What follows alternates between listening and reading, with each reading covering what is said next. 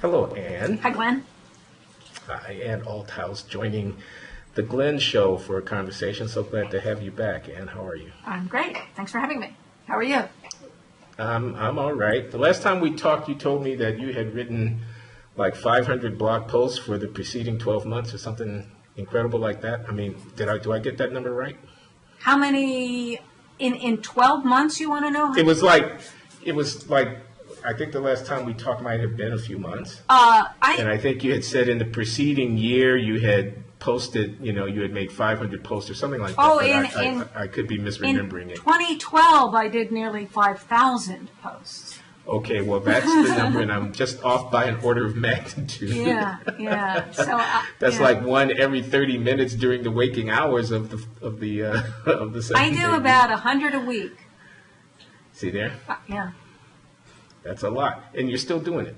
Oh, yeah. I only do it, Yeah. I do it because it creates its own energy, so I wouldn't do it otherwise. Yeah, no, I can kind of get that. I like this video blog thing, but it's not quite as intense.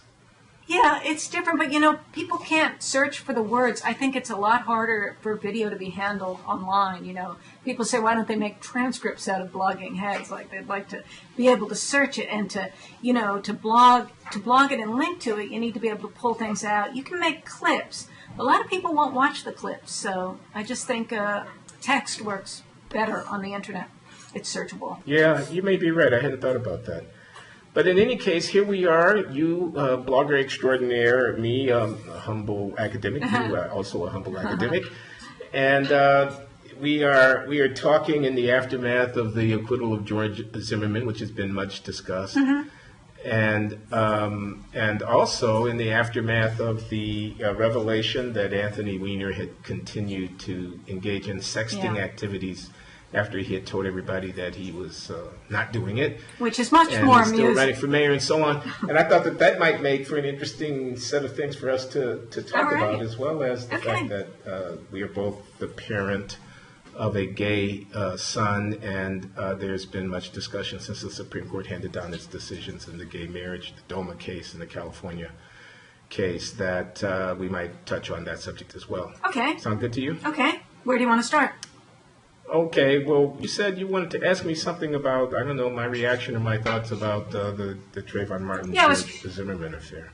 Okay, here I was out riding my bike today trying to put together things we could talk about and trying to think if that topic has grown old or if it's still alive. I know some people would like to keep it alive. The question that I would ask, and I don't know if I've heard this question really talked about very much, is do you think it was a mistake to select that case to turn into this example of something that people were supposed to organize around and get interested in and get empathetic about, examine and use as the example that issues about race would be discussed around and felt around? I mean, having watched the trial, having seen what the evidence really turned out to be, in retrospect, was it a mistake to pick that case? Yeah.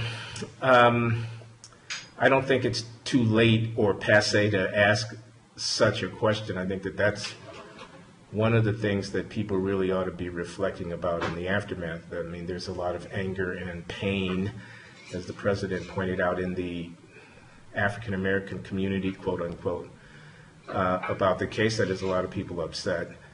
And much of the talk has been whether the jury failed us or didn't. What does it say about race in America, Florida, stand your ground law, and so on. Not so much talk maybe about the kind of politics and jurisprudence of social movement. How do you bring about change? How do you call the country's attention to real problems and real issues? I mean, racial profiling, the quote plight of young black men, close quote, the cloud of suspicion, the issue of stereotyping. These are real things. The debate about stop-and-frisk policing in New York City and in other cities is a real and an important policy question. And you're asking me whether or not given what we know now, this particular case, Exactly. the killing of Trayvon Martin. Because I remember Sanford, you on Florida. Blogging Heads saying this could be like Emmett Till. This could be the case that would make Well- people understand, that would bring issues of race to the foreground and make them live in people's minds in a real way that would be helpful with respect to the general issues. Because obviously things happen to people all the time. This is one thing that things happen every day. This was the one thing that was selected to be the case that people thought about. And obviously, by asking the question, I'm suggesting that I think it was a terrible mistake to have selected Yeah, I know, that but case. I haven't given my opinion yet. No, I'm with you. I was restating your question, trying to put it in context. Absolutely, I think it's an important question. And I wish I had backed. I did say on Blogging Heads early on after this event broke, before the trial was actually, held and evidence was put forward. I did liken it to Emmett Till, and that was hyperbole. That was over the top. I, like many other people, was emoting about my rage at racial profiling and taking this case as somehow emblematic, the poster child case. And in retrospect, given what we know, given the acquittal of the defendant, given the apparent thinness of the case in the first place, that was a mistake. I mean, I have said at the Glenn show in conversation with John McWhorter, I think, that it's probably always a mistake to take a particular defendant's, being charged and a particular kind of adjudication of the facts around some ambiguous circumstance as the basis or the vehicle for large political claim, for trying to have a debate or a discourse about something important and contentious, because after all, this is a particular individual, and these are the specific facts. Yeah. This individual deserves a presumption of innocence. It ought to be really hard to convict him. The government bears a very high burden. One shouldn't want that burden shaded or diminished in the interest of trying to make a political point. This is a human being, a citizen, a person subject to the awesome power of the state, potentially the loss of liberty. They have every right to defend themselves as vigorously as possible, and one shouldn't be cheering for their conviction without being in the courtroom, hearing all the evidence, and sweating through with the jury about how you decide something like this. So I would say, forgive me to the extent that I sinned in being so quick to take facts and circumstances about which I didn't really know very much and project them onto a larger political canvas. And given what I know about this case, you could even ask the question of whether the man should have been charged in the first place. That is to say, you could even revisit, I would be prepared objectively to revisit the politics of the charging. People demonstrating in the streets, demanding that he be charged. Now there are demands that federal charges be brought. This does begin to feel to me like something, if not a mistake, maybe something even more than a mistake, right? It gets into the kind of abuse of the power of the prosecutor, because one doesn't make the judgment about whether to bring the charge strictly on the basis of objective probability of the conviction will be arrived at, whether or not justice will be done by the bringing, but one makes it in order to get the crowds to subside, in order to not be accused of being a racist, and so on. So, what happened to Trayvon Martin was a tragedy. I don't believe George Zimmerman should have gotten out of that vehicle and followed that guy or whatever he did and confronted him. The comments that Zimmerman made prior to that have been often quoted aren't especially becoming. The suspicion of any young black man walking around in a gated community in Florida or some such place is something that African Americans in general are going to regard with disdain and fury. One doesn't want to be treated like that. One doesn't want one's child to be treated like that. But a jury of his peers acquitted George Zimmerman. It doesn't look like the Trayvon Martin affair is the place to fight out the issue of stop-and-frisk policing in New York City. Right. And if it were left up to me, I would accept the jury's decision as it is and move on. It's hard to see. I'm sorry, did I answer you, Ann? Well, there's a lot that can be said there, and you're pulling a lot of that apart. A couple of things that you made me want to say was the evidence didn't show that Zimmerman confronted Martin, but that what evidence there was. Obviously, Zimmerman was the one that lived to tell the story, but the evidence that the jurors heard was that Martin came out and sucker punched Zimmerman when he got out of his car to go look at what the address was on the building so he could give a clear report to the police. So that's what the jury heard, and so I wanted to make that clear. And I don't think the evidence showed that Zimmerman thought that any black young man walking around in the gated community was a criminal. There was specific evidence about the way he was walking, that he was walking slowly in the rain between the houses and looking around in a strange way that was associated with, there was at least some evidence that this person could be a burglar, and there had been burglaries in the neighborhood. So that seems pretty closely connected to the issues of crime, and not specifically to race. But hold on. Let me stop you on this, okay? Suppose Trayvon Martin or anyone else were walking slowly between whatever. Really? An armed person gets out of the vehicle and really? Well, he was armed for his own protection, not to hunt the guy down like a bad guy in a Western. He had an arm on him. He got out of the car. But a slow-walking teenager is somebody legitimately held as subject he didn't call the likelihood of larceny? He didn't call the emergency number. He called the regular police number, and he was doing a neighborhood watch kind of activity that the police had encouraged. And do you want to say neighborhood watch is something that shouldn't be done? And if someone is going through the neighborhood looking and is reporting on the non-emergency number things that might be of some concern, he's not saying this guy's a criminal, we need to get him. He's saying, I've got my eye on somebody who looks like he might be up to something.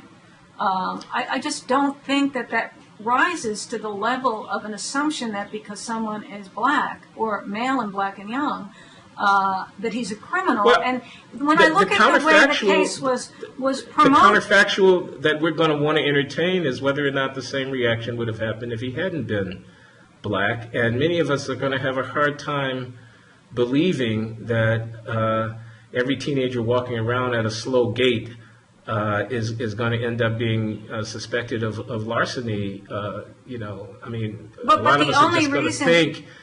But the only reason you can start to talk like that is by yourself imposing a stereotypical template on what you think somebody like George Zimmerman would have thought. And I think that if it was known that he was Hispanic at the beginning, that the case would never have been selected. It was only on an assumption based on the name that he was white. Don't we have Zimmerman's own words to something to the effect of these guys are always getting away with it or something like that? But he meant people who commit crime. He had seen people get away with crimes in the neighborhood before. He was suspicious that this was one of those guys. But we don't have... And Trayvon Martin's race didn't have anything to do with his suspicion? That's not a plausible inference from what we know? In a criminal trial situation where we don't jump to conclusions, you can't criticize him for jumping to a conclusion while jumping to a conclusion. You're kind of committing the same offense that you're accusing him of. As an individual, he did what he did, and we have the evidence of what he did and why he did it. And you might think, well, I think really you might suspect something about him, that he was really stereotyping by race. I do. But that's doing the same thing to Zimmerman that you're saying Zimmerman did to Martin. So, that is something about the way people think. But in a criminal trial setting, as you said before, we have to go on the evidence that we have with the presumption of innocence, the regularity of trial, and the procedures that apply at trial obviously protect black people too. And to create such cynicism around what really goes on under the law and with juries, and such hostility to basics like the presumption of innocence and the use of evidence, I think is terribly damaging. And in that was also a message, which I think a lot of really young black kids heard, that people hate you and people are suspicious of you. And isn't that an injury? Hold on, let me ask you to hold on for a minute. There's a lot on the table. So I take the point, and I said as much, that you shouldn't try to convict or relax the rules of evidence or even bring an indictment against somebody in a criminal matter in order to grind a political axe in order to pose an issue that's of large policy significance, but that reaches beyond the facts of a particular case. So I don't disagree about that. I think common sense for many of us who have lived in the United States of America for a while leads us to suspect that race has something to do with a teenager being suspected under the circumstances that Zimmerman and Trayvon Martin encountered each other. You say I'm profiling Zimmerman if I do that. Yeah. I'll say, look, everybody profiles lots of people all the time in the sense that they come to conclusions based on limited facts of what it is that they can see, including sometimes the race, age, and gender of an individual in a particular circumstance. In that circumstance, the conclusion that Zimmerman may have come to, if he did, that Trayvon Martin was up to no good, strikes me as less plausible by far than the conclusion that I have come to, that Zimmerman was motivated to suspect Trayvon Martin because of his race. But in either case, both of us would have been making surmises. I'll grant you that. Yeah. But I think the suspicion of young black males as being criminally oriented when the vast, vast majority of them / us are not is a more socially injurious presumption than the one that a person like George Zimmerman under the circumstances may have been motivated by race. But I grant you that they're both drawing conclusions. And just finally, as to the question of sending the wrong message to African-American young people about that, I think there's merit in the concern. I think that one of the commenters at my own little video blog here at the Glenn Show says, don't cry wolf. There is real racism. Don't seize upon every little possible instance as a circumstance in which you're going to say, oh my God, the sky is falling, the sky is falling. And don't tell young people nothing has changed. Don't say we have to sit with our sons now and tell them not to go out the front door because they're afraid that they're going to be shot down. That's not the objective characterization of our circumstances, not anything like that. So I think there is the possibility of overshooting on that. But I want to, end my little bit here with what the president himself had said, which is that please try to understand this kind of circumstance and this kind of behavior creates a lot of pain for a lot of people. It's a real thing. And, I think we, African Americans and others, are within our legitimate rights to object to being, and I'll just stop.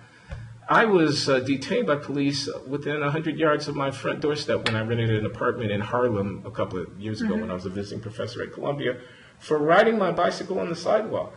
I was issued a citation and required to appear in court in Lower Manhattan for riding my bicycle on the sidewalk less than a block away from my own front door. Obviously a pretense for stopping me and frisking me, and it really infuriated me. So that's it.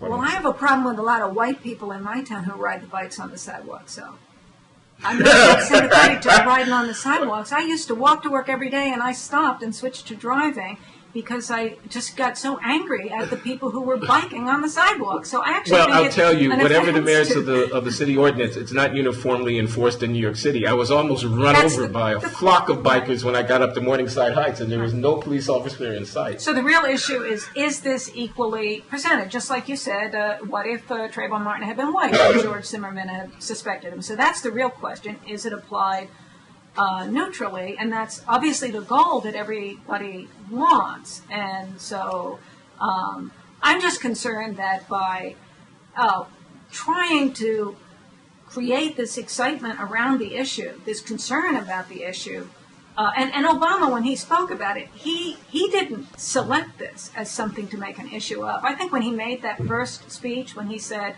if I had a son, he'd look like Trayvon Martin, he was pushed into having to talk about it. He didn't proactively decide, I'm going to make something of this. Something had already been made. There was pressure on him to talk about it. And I think he actually handled it really moderately then and really moderately this last time. But other people selected it to be the case that was the occasion for these issues to be talked about. And I just question, I think it was a poor selection of an example of the sort of thing that we're being asked to be concerned about.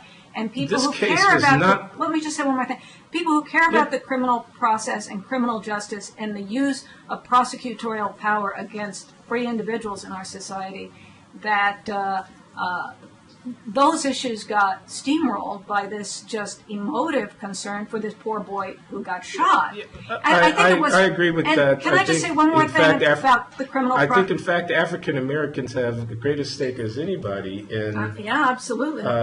Wanting to keep at a modest scope the powers of courts to bring people before the bar and to find them guilty of serious offenses. So a lot of that talk, I think, was ill-considered, the talk coming from black activists that, it should have been easier to convict Zimmerman on one argument or another. So, anyway. So, I think there was confusion that was deliberately stimulated to make ordinary people think of it as it's a question of whether Zimmerman or Trayvon Martin were guilty. But it was a trial, a legal case against Zimmerman. Trayvon Martin was dead. It's true that the effort to defend Zimmerman that raised questions about Trayvon Martin's character or whether or not it was reasonable to suspect him has been portrayed by people as putting the dead boy on trial. And, in fact, it's just the effort of a defense to make sure that the client gets the best possible representation. And the prosecutor has... So I agree with that. I just want to say one other thing. This is not like these strategic civil rights cases that, you wait for the right plaintiff in order to bring the Brown case. You want the plaintiff to be, the model citizen so that the case has the right kind of political appeal. This case wasn't chosen by any committee of, reflective people to be the vehicle. It simply was seized upon by various entrepreneurs and actors, think Al Sharpton, but not only him. And then became this vehicle through media and whatnot, but that was a kind of spontaneous and undirected process. I'm not going to concede that it was spontaneous and undirected. I think there were particular individuals, and I would like to see an investigation. I'd like to see investigative journalism that traced down the roots of who decided, now we have it, and how they made that idea catch fire. But you're assuming someone did that. I'm not arguing with you as much as I'm just dumbfounded. I don't see where that comes from.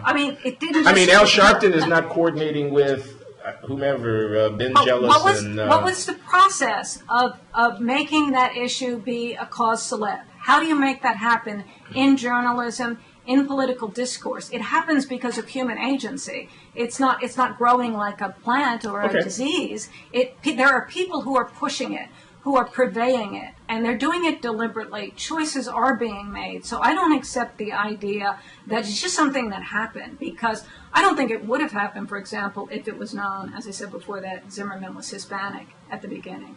I think that there were certain... I don't know where that comes from, but...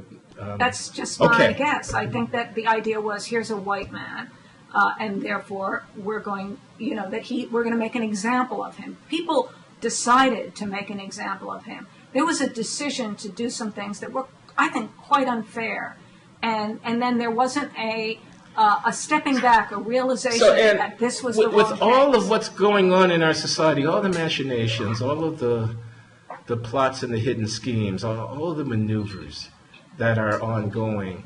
These progressive, anti-profiling media hound activists are the ones who draw your ire. You want to know what they were up to. I want to know what the bankers on Wall Street are up to. I want to know what the trial lawyers who are bringing the BP nuisance lawsuits are up to. I want to know what the people who are calculating to draw political district lines so as to gerrymander themselves into lifetime positions are up to. I want to know what the people who work 2 or 3 years for the Security and Exchange Commission and then cash out for 7-figure salaries are up to. What Al Sharpton and the lawyer representing the Trayvon Martin family and the guy at the National Association for the Advancement of Colored People said in an email doesn't strike me as rising to the level of putting the welfare of the nation in danger. Ann? How is the welfare of the nation put in danger? I think, it does sound like you're trying to change the subject now that the subject was pushed to the forefront. It was a back burner subject raised, and there were people who wanted to see it be a front burner issue. And now what I hear you saying is, I want it back on the back burner. But I don't know how that... I think it's time to let it go. I agree. I do think the profiling issue is a serious issue, and we should debate it. And I'd love to know what you think about that particular... About what's going on in New York? About the... Well, I think Yeah. it's pretty complex because I think some people think it's helping in high crime neighborhoods, and the people, the whole racial issue is complicated. I've read some of the things about it, but I'm not going to take a specific position. I know it's being litigated. Okay. Some people want that kind of policing to be done because it's helping reduce crime, but that overlaps with issues about guns and how much gun control you want in the city, and whether you think And also people issues about civil liberty and equal protection. I mean, this is the police. They're making racial discretionary decisions with respect to the deployment of their power, at least so we But suspect. so if you want them in high crime neighborhoods, or do you want them to leave those? In Madison, Wisconsin, there are issues. There are neighborhoods that are more high crime than others, but police might be criticized for profiling based on race if they do anything intense in that neighborhood. Whereas in neighborhoods where lots of white people live and wealthier people live, we'll cry out if there's any burglary at all, if there's anything at all. The police will come here, and we're happy to see them. So I don't know, is that dysfunctional or not? If the police are coming to the aid of the relatively well-off, pestered by crime type people who don't want anything wrong, and they're getting high-level services from police, and then there are other neighborhoods where people are victimized, but there's a lot of outcry if there's too much police presence. I mean, it's hard to get that right. I don't know what New York specifically is doing. For my part, I want to acknowledge that there really is a dilemma here, in the sense that the security problems associated with people engaging in criminal activity are worst in the low-income minority Central City neighborhoods. That's where a lot of the crime is taking place, and where people who are being victimized also live. Mm-hmm. And they want security and deserve it. And indeed, it would be racially unjust in some sense if the public authorities were to neglect their needs for security. And their needs for security may require compromising the civil liberties to some degree, the freedom of movement and to go without being surveilled in those communities. And that will also fall disproportionately on people of color if those are the demographics of those communities. So there is a trade-off, there is a conflict. But I just wish that people would acknowledge the existence of the crime. I mean, it doesn't follow from the fact that there's higher crime rate here that it was worth the cost of imposing on the liberty and, so forth of innocent individuals. For every one carrying a gun, there's 100 or more who are not doing so. They're also being stopped. This calculus needs to have some balance in it, and calling attention to public safety issues doesn't even address the other side of the coin. But I want to acknowledge that there are two sides of the coin. I mean, it's a balance, so different people would set the balance in a different place. Do you want to set it more toward security or more toward individuals being left alone? That's just the big question we always have. We have that with the NSA case, and I mean, that comes up in a lot of situations. Indeed, it does. There is an analogy, at least, with the foreign. I mean, I don't know how much you want to say there's a racism in America and forefront that, as opposed to saying there's a balance between liberty and security, and we have different ideas about that. What exactly should it be? That's kind of the boring way that the question could be stated neutrally. And then you could kind of jack it up and say it's about racism, but it's racism either way. There's racism on both sides of security and personal liberty. So I'm not sure how you even answer the question other than to ask what you want that balance to be. Maybe people in different, maybe... It's not a new story. It's an old story about police excesses with respect to people of color in some of these situations. The, Diallo shooting comes to mind, so forth and so on. But these things can be multiplied in cities around the country. It happens that my son, Alden, is an investigative reporter in Chicago, and he's written stories about a lot of the police excesses where, in particular circumstances, discretion of police officers, the use of deadly force, the race issue enters. Many of the civil disturbances that we've had over the years in our cities have been triggered by community reactions, people in the streets' reactions to police excess and so forth. The Los Angeles Police Department, the New Orleans Police Department, notorious corruption and excess abuse and so forth. Race is a factor in all of that. So it's not like we're making it up. No, I'm not saying that is. I'm just saying that it's a tough set of issues. I'm just saying that the security issues for the people who are victimized by crime also have racial issues in them. Indeed, and if you accuse the police of racism you could have the perverse consequence of them not being vigorous in law enforcement in the community where there is the most crime. That happens in my They could town. well want to back off because they don't want to get into controversy, and political. to the extent There's that a they didn't do political their jobs dispute. vigorously, then Yeah. people living there would be hurt. I agree. Can we talk about something else? Yeah. Oh, because our time is short, Okay. and I definitely wanted to hear you, Anne, on the Weiner. You want to Weiner hear matter. me on the Anthony Weiner. Weiner, New York City mayoral candidate and evident sexter extraordinaire. I'm more interested in the stuff about Huma and why she stays with him and all these efforts at kind of screwy feminism around her standing by him and You're what that not means for interested in Hillary. that. No, I'm interested. You're not interested in that. I am interested in that. I'm interested. Oh, you in, are interested. I'm I most, just want to understand what you're saying. I'm most interested in the way people are you're talking most about interested. Huma and Hillary in Okay, connection okay. with this.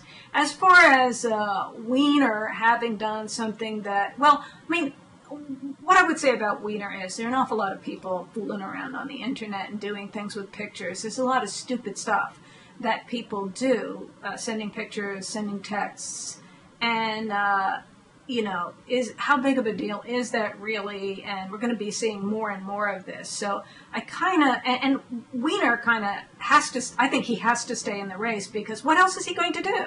If he doesn't get through this little portal in his life and into his future, he's nothing. He's got nothing. It's all on the line now. He's just, keeping his face out there, putting up with it all, and trying to get through it, just like Clinton did back when he got impeached.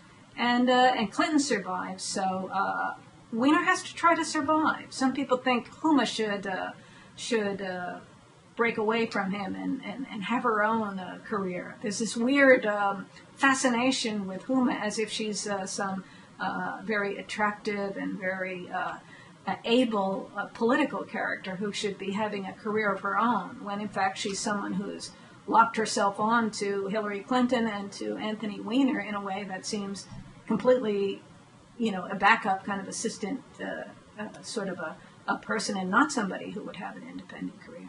Anyway, so I would say the whole thing of how bad is it really, all the sexting, and doesn't Anthony Weiner really need to just bull his way through this and try to win? And then what's up with Hillary and why does anyone care about her? I mean, not Hillary, Huma. Yeah. Well, let me comment. And I have not written or said anything about the Anthony Weiner matter and his wife because I haven't found it to be of any real significance, but it is getting a lot of play. I'm going to confess something here.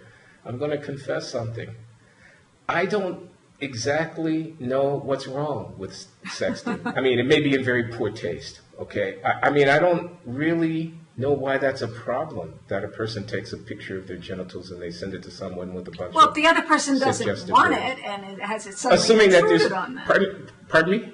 If the other person is not showing that they'll be receptive. Oh, yeah. Okay, no, I'm assuming there's some kind of mutual consent. Right. I'm assuming As that there people are was in exchanging these. images. I mean, obviously exposing yourself to someone who hasn't invited that is an offense to them. But having a conversation with someone which goes in that direction strikes me as it may be, creepy, it may be weird, but I don't really get it as, it's not adultery. I don't understand that.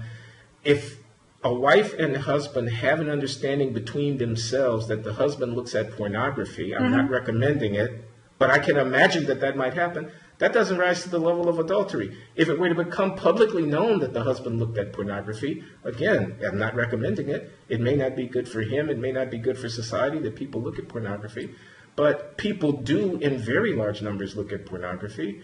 That's not adultery. Remember when Why they- is there a problem in that marriage? I mean, those Right. people get to decide if there's a problem in that marriage. If they tell me there's not a problem or they're working it through or whatever, Remember when they that tried should be to the end of the use that? discussion. How does it disqualify someone for service in public life? Well, I mean, two what things. hypocrisy. Okay, so that's my confession. I'm not sure I get what's wrong here. Okay, First of all, I want to I say... mean, lying about it, telling us you don't do it and then doing it. Saying that you stop. First of all, raise questions about your character.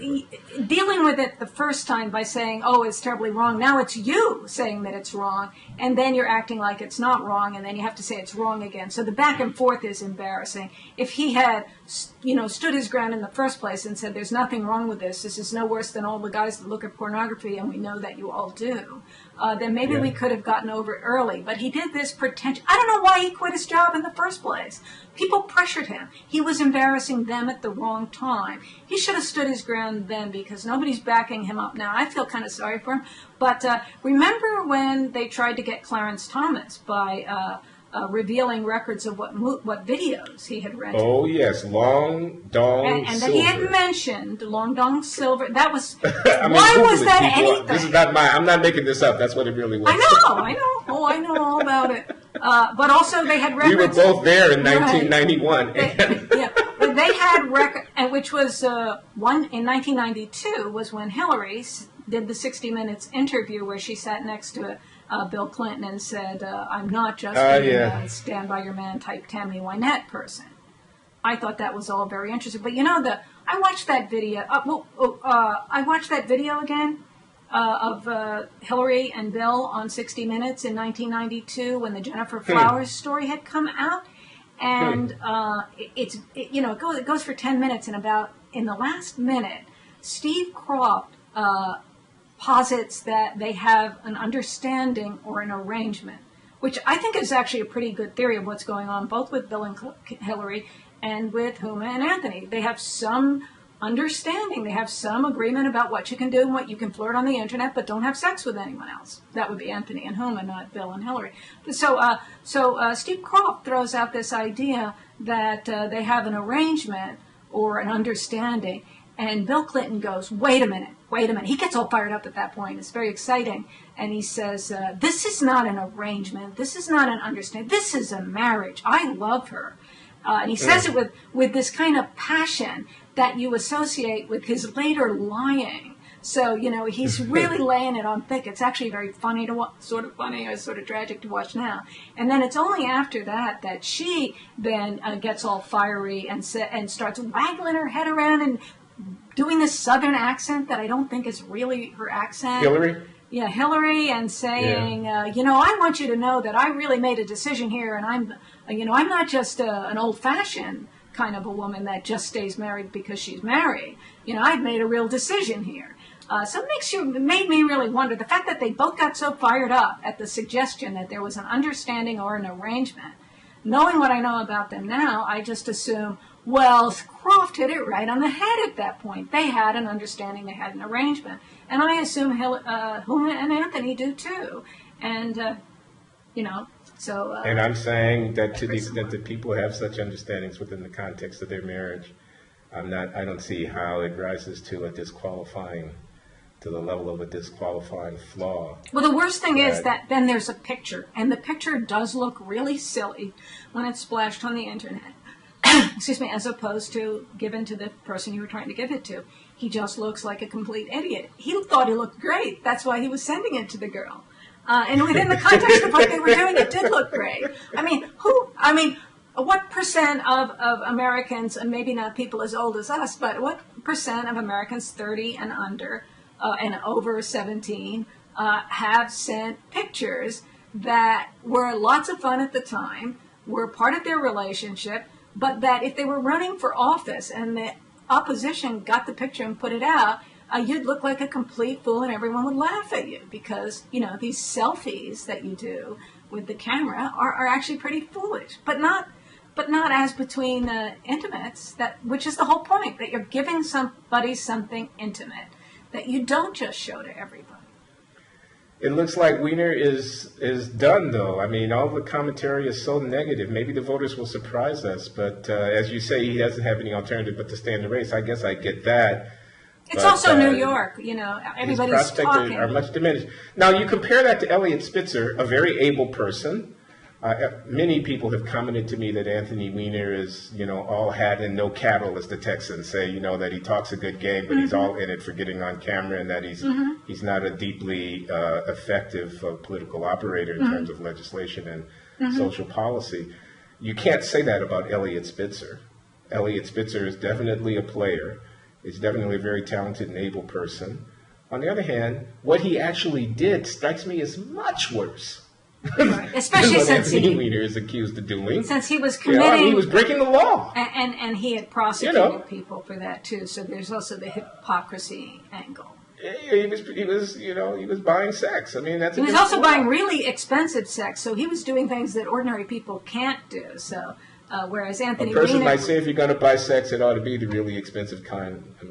But anyway, that's another. Well, you have to have the money to buy the expensive. Yeah, and he did. Everybody. But in any has case, I'm just sex. saying, Weiner's getting slammed as the worst, schmuck to come along, and Eliot Spitzer's getting some respectable commentary about But his don't you candidacy. think it's because Hillary Clinton must be protected for her presidential run?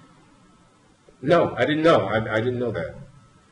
Because Hillary Clinton, I'm sorry, say it again? Well, because Huma is connected Oh. to Hillary, and because the whole story automatically dredges up the past that Oh, the Hillary Clinton would like thing. to Okay, forget. so perhaps so. Maybe that's why. I Hillary, don't know. It's come out that the Clintons are really pissed off, and there was a lot of leakage to the press about that, so there must be a lot of strong-arming going on behind the scenes. Well, why did he quit Congress in the first place? There are people in the Democratic Party, I assume mostly the Clintons, who are bullying him.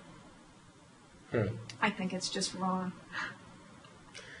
Okay, we got one more topic on the table. You said you got some interesting reactions after the Supreme Court's decision in the Defense of Marriage Act and the California ballot initiative cases. Well, You and I are both the parents of gay sons. I'm assuming that you were happy to see the adjudication work out kind of somehow the way it did, Yeah, and but not that just many of your because commenters at the site at your blog were not. yeah, but I like to say, not just because I have a gay son. I've been on the gay marriage issue since lefties were against it, since I first heard about it, and before I knew I had a gay son. So I see. actually think being for an issue just because it helps somebody in your family is kind of not a very good argument, unless you want to just express outrage. How dare you say something that says anything bad about my son? I actually think it's to me it's an easy issue on simple legal principles, and I have a hard time seeing why anyone is on the other side. I think marriage, everybody gets one, pick the one you want, and try to have a good life together, try to make the best of it for yourself. Why would you deny someone else the choice of who they're going to marry? I just don't see why anyone gets fired up about that. But I've been blogging Because you think that homosexuality is morally wrong, and you don't want to give it the imprimatur of legitimacy that the institution of marriage would convey. I mean, that's not my personal view. I was not for gay marriage before I knew I had a gay son, but I did come to be for gay marriage upon learning that I had a gay son. And back in the day when I was a more regular churchgoer and before I knew I had a gay son, my gut reflex would have been skepticism or negative reaction to the idea of gay marriage on the basis of exactly what I said, a judgment about the moral status of homosexual conduct and a desire not to give it an endorsement. That's what I think is the motive of people. I happen to disagree with them today. Well, I just don't see people getting equally upset about adultery and lots of other wrongs that happen between human beings. And this is something that involves one person genuinely loving someone else and wanting to make a life with the other person. Of all the wrongs, of all the sins that are identified in religion, why are you getting so far? It doesn't, just saying that it's morally wrong, I don't think that explains the rejection of letting someone else do that. We let people get divorced. We let people commit adultery. We don't go after them. We don't bother them. We leave them alone and make them take care of their own morality. So I think singling this out is something to draw the line about, as opposed to leaving people alone about, is just, it can't be explained just by the belief that it's morally wrong. I think there's a little bit of fear that if gay marriage is just as good as heterosexual marriage, then the schools will have to teach people that all of these relationships are equally good, and anyone that wants to say, well, that's not what my parents tell me, will be told they're a bigot, and then they'll be bullied and told that their religion is wrong.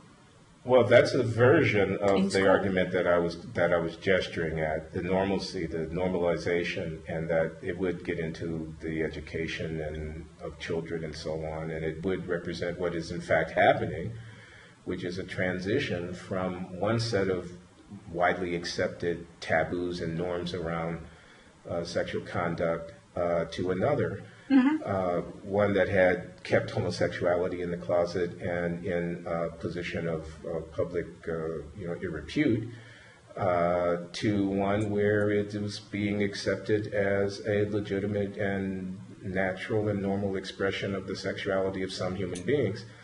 That feels like progress to me, but it's not. Everybody's not going to get there at the same time. And I imagine some of the really negative comments that you were getting are coming from people who are not there yet and don't accept the legitimate moral, equivalency of sexual conduct with same-sex or opposite-sex partner. Yeah, yeah. Well, I mean, for some reason, I've always been pro-gay marriage. It's the first political issue I got behind as I started blogging in early '04, and I've collected commenters over the years, and they're just almost all anti-gay marriage, and they just, I have like 400 posts on the subject over the years, and the people that have collected in there to just yell at me every time the issue comes up. Well, that had been going on for years, but then when the case finally came out, I just basically said something like, look, you lost the case. Now how will you go forward in a positive way? You lost the case. Now don't just adopt a grousing loser mentality about it. You need to go on and live a positive life with this as part of what's going to be considered American culture. So how we rise And to people that didn't occasion. take that very well. They hated that. Well, I said something You're basically like, saying they're here, they're queer, get used to it. well, they should have got used to that a long time ago. But, I said, here, you've been fighting this case for a long time. You lost the case, you need to move, don't just be an all-around loser about everything. So, and then a lot of people felt like I was calling them losers, and they got offended at that. So I actually had to, on July 7th, I actually completely shut down my comments because the people were having such a, the people had gone so wild and so hateful toward me in the comments that I just couldn't keep up with deleting just total hate. So that's the kind of rift I've had with my commenters. For some reason, I just collected such a group of overwhelmingly conservative and even right-wing commenters over the year, and they seem to enjoy hanging out at my place, mostly to attack me. But to the people I know who are on the left, they just see me as right-wing, and they don't like me either. So consequently, no one. What does that say about you, Ann, but that you have so many right-wingers at because your I blog? didn't kick them out. I didn't have a mechanism for banning them. I had a free speech policy, and over time, they were just camped out there. And they, there's a culture that developed in the comments. And they weren't agreeing with me. They were disagreeing with me, which was fine. I was happy with that. I liked the debate. But it was overwhelmingly, it got very one-sided, and people got very weird over the gay rights issue, which I just feel, I've become, I was tolerant and reasonable and went through arguments with these people for a long, long time, and they were really, and I didn't give back what they gave to me, some really nasty stuff, including the shot that you're only for this because your son is gay, which I find offensive. Once the case came out, I felt like, okay, get over it, deal with it. And the continued outrage at what had happened to them, that they would now be portrayed as a bigot, it just really bugged me because I thought, when you were on top and you were oppressing people who were on the bottom, you enjoyed that, and now that it's turned around and the other side has won, you want to cry about how you're being oppressed? It's just not sympathetic. Realize that it's not sympathetic and try to make something positive going forward. But there's some really unhappy people who are not, I think, not processing it as well as they could. I was trying to help people do that, and they did not want that kind of help. Well, I wonder where all of this energy goes politically when there's such recrimination and such ill feeling about a major, tectonic plate shift in the culture, and that's what's happening around, homosexual relationships and the normalization of them and the legitimization of them. Mm-hmm. And there are tens of millions of people that we're talking about who have these kinds of very, negative views about that. And they're not going to go away. They'll be around doing something. I'm not quite sure what. I mean, it's not an abortion kind of issue. The court sidestepped the opportunity to pronounce a kind of 14th Amendment equal protection, kind of claim around right to gay marriage, which would have, I imagine, had more far-reaching political implications. But I still wonder if we couldn't trace out. Oh, I think the groundwork is there. I think it will. I think the groundwork for all of those rights is now in place, and we're headed there. We're headed to that. I think absolutely, yes. Yeah. Well, we'll see. And thanks for coming on the Glenn Show. I think you reached a natural stopping point. Okay. And I really appreciate it. Enjoy talking with you. Okay. It's great talking to you. Okay. Okay. Take care. Bye. Bye.